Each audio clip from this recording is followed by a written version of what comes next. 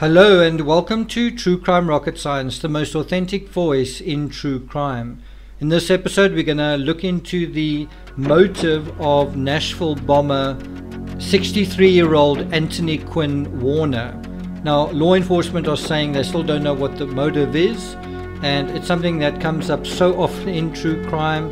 We need to be able to almost instinctively, intuitively thin slice these sort of situations and instantly know what they're about. Why?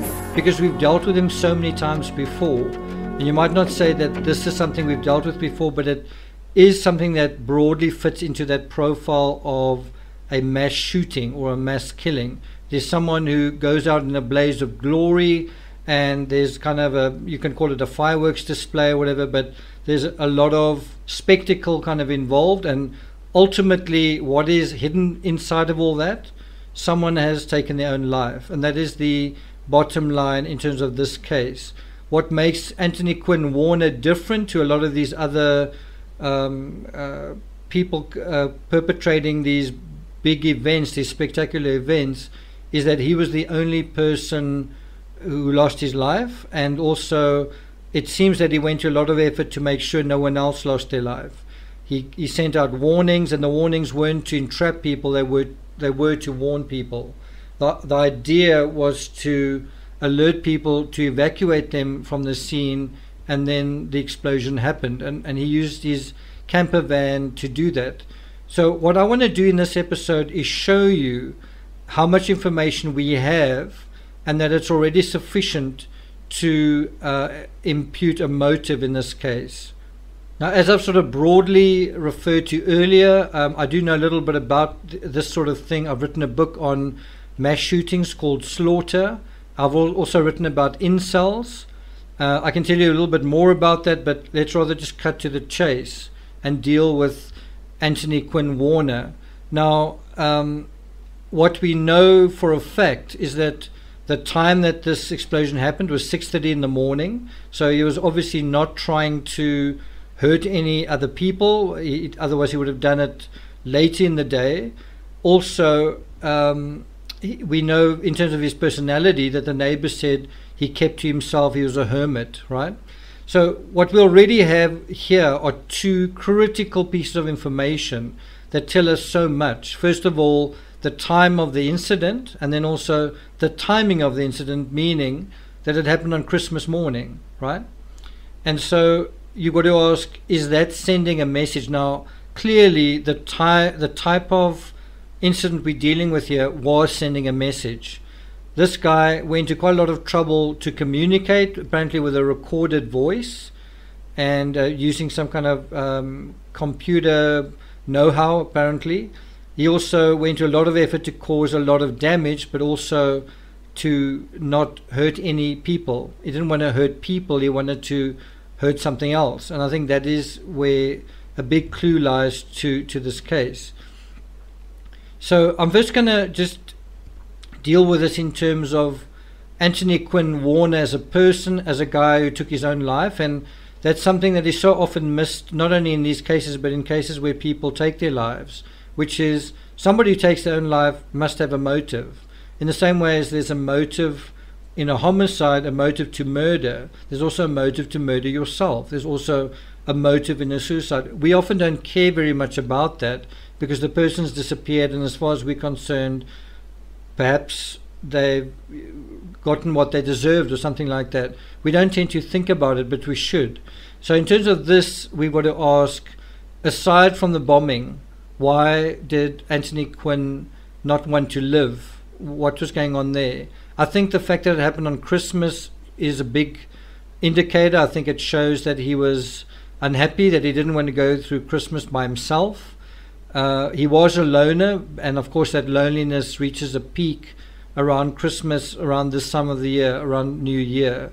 And so that's part of it. So I think that time of the year was something that triggered or exacerbated feelings of insignificance and loneliness that were already there. Does that make sense? Now, the size of the bombing, the amount of damage, I think was also meant to send a message, And it's also related to these feelings of insignificance. The size of the blast is meant to send a message to say, I was here. It's almost like the people in cave paintings thousands of years ago would put their hand against a wall and then put paint in their mouths, and then, or blood or something, and then spread over their hands. And the message really was, I am here, or I was here, right? It's the same kind of thing. It's a primitive, primeval way of saying, I used to be here, I used to live here, I used to, be a person, kind of thing, whatever. That's the one side of it. The other side of it is, so what is the larger message? What was the larger motive in terms of us, society?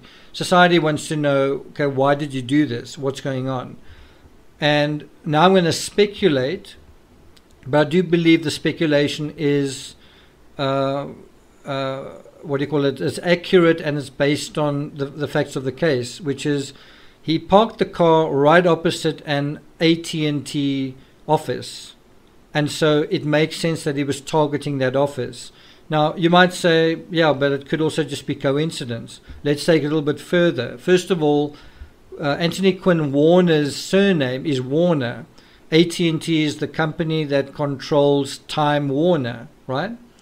And so you can imagine that Warner would have felt over the years, he eventually died at 63 years of age, he would have found, hearing his name and hearing Time Warner, it would be something that would often trigger in his mind, just in a personal way, right? In other words, you might laugh at that and say, ha, ha, ha, who cares?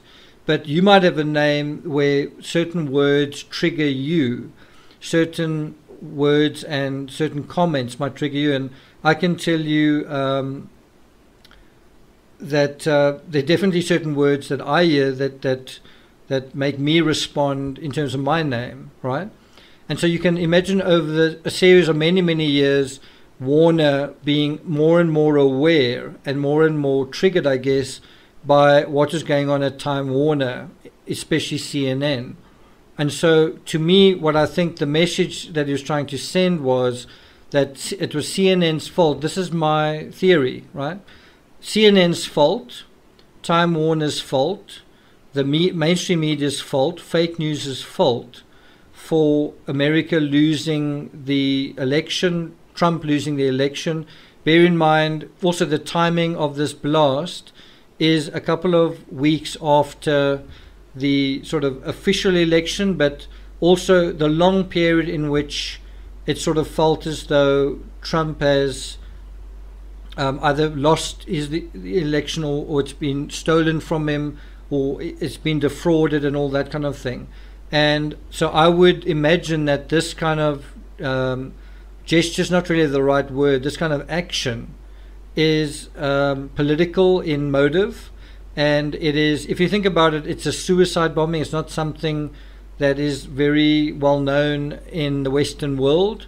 It's very well known in other parts of the world, and in other parts of the world, suicide bombings are used very much to score ideological points, to score political points.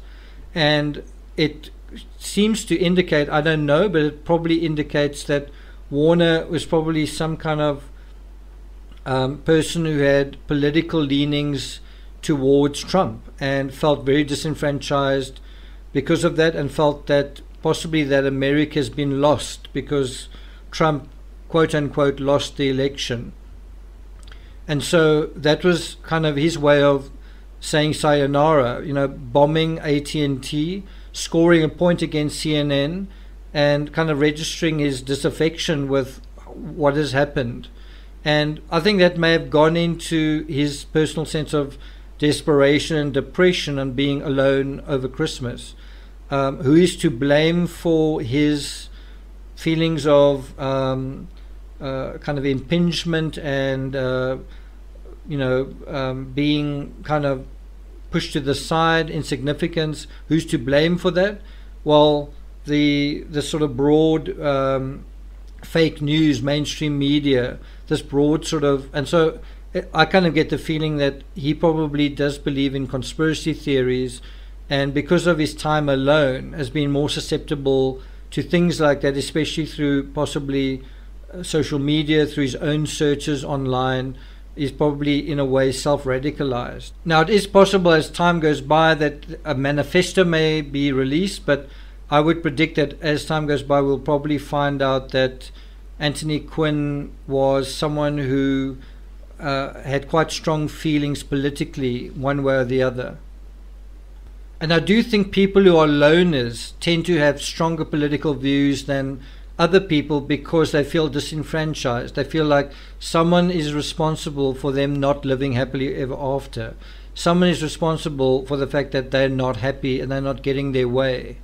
It has been rumored that Warner might have been paranoid about 5G. That's also possible. I personally don't see that, but maybe if he saw a link between AT&T and 5G, who knows?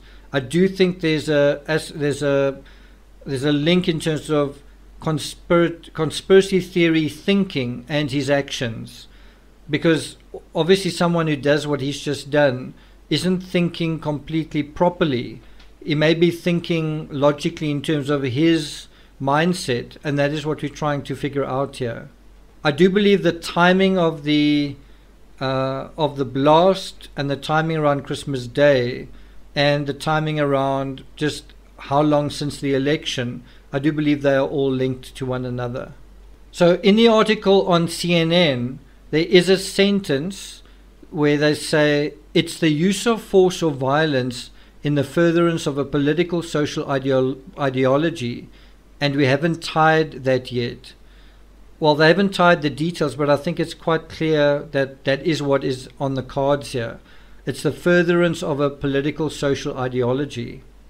It's probably also worth noting the obvious, and we must be careful with the obvious, but it's probably worth noting the obvious that this is an elderly white guy. It's an elderly white guy, and I think a lot of certain kind of white people especially would feel very unhappy about this idea. I don't think it is necessarily true, but this impression that America will not be great again and that America has been lost because the election has been lost or stolen. And so I think a certain kind of person is more susceptible to that idea.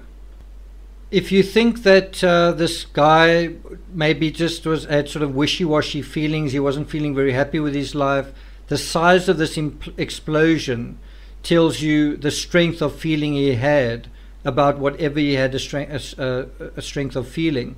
And if you think about yourself, what do you feel very strongly about right now? I'm talking about especially if you live in America. What do you feel really strongly about, if not the most strongly about right now? What have you been feeling strongly about all year? What have you been feeling happy about, like you're kicking your foot against the wall or shaking your fist at the sky all along through most of this year?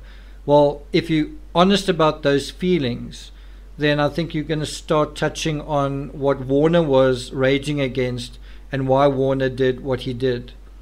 He's not happy with the outcome of the election. He's not happy with who had perhaps something to do with it in his mind. Given the kind of expressive way in which Warner communicated to people, to clear the area, I do think it's possible that he may have communicated something else somewhere, whether some kind of manifesto, some kind of statement that's been posted or something. I certainly think that's possible.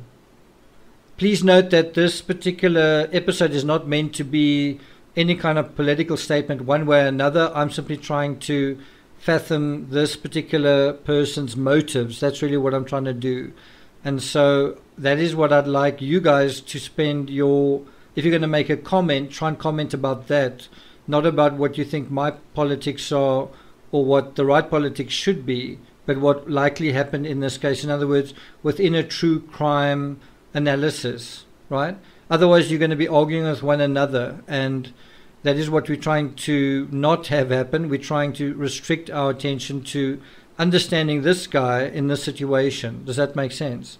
Thank you for listening. If you haven't subscribed, please do like, share, leave a comment, and I'll see you guys next time.